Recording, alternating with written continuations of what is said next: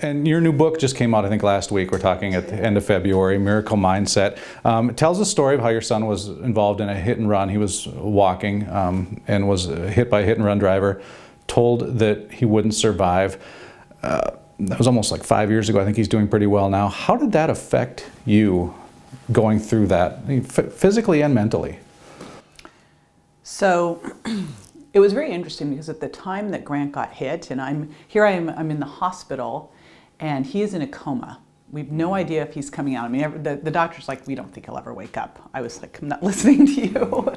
And I had to make my book work. I had invested everything into the Virgin diet. So I'm completely all in on that. I'm the financial support for my family. I've got another son who's 15, who's back at home in his sophomore year of school, so your most important year in high school. And I was literally an autopilot.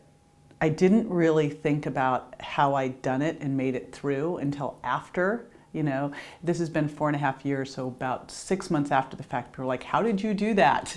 And I go, I don't know. And I started to really look at how I did that. And I also started to look at other people who I admire and what they'd done in their life and how they did that, because success leaves clues. And I realized that I'd put so many habits into place along the last 30 years to help me be successful in business, to be a better parent, you know, and those were all of the things that I drew on because they were already there, thankfully. And you were told there was no hope for him. Obviously, you didn't just go into the fetal position and crumble, but you know, what do you do? Do you do everything that you can think of? Like you said, you revert back to your training. Do you do everything that you can think of once you hear that and just not accept those words? Yeah, the doctors literally told us to let him die. He had a torn aorta, he had multiple brain bleeds, the type of surgery he had to have within 24 hours, it was going to rupture at any moment, but the type of surgery he had to have, they couldn't do at this hospital. So they said he'll never survive an airlift. Even if he did, he won't survive surgery. And even if he did, he'd be so brain damaged, it wouldn't be worth it. My younger son, the 15-year-old, says, so like a 0.25% chance? And the doctor said, that sounds about right. And he said, we'll take those odds. And it's interesting because you realize that your kids are watching you all the time.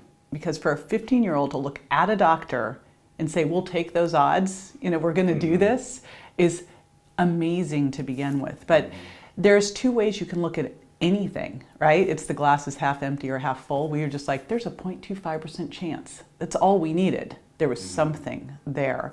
And so as we went through this whole situation, these doctors were like, we don't think he'll wake up. He'll never walk. We were like, what do we need to do? Because I'd made this decision that first day in the hospital when he survived the airlift and survived the surgery. And of course, they're like, now we don't know if he'll wake up. I go, no, he's going to be 110%.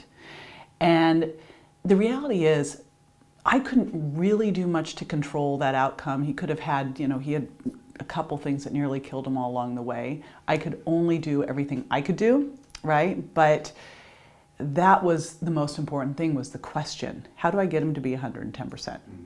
And it turns out that curiosity is actually one of the things that can build resilience, and that asking those right questions, because your brain's going to fight to solve it.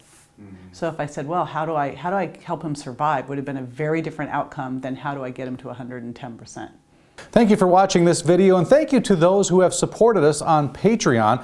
Remember, that's the best way to make sure that we can keep bringing you this kind of content. If you'd like to sign up and support us, there's a link right here on the right. Also, make sure to sign up and subscribe to our YouTube channel. Again, that's on the right as well. And stay up to date with the latest videos. A couple of the newest ones are right on the bottom of this page as well. Thanks again for watching.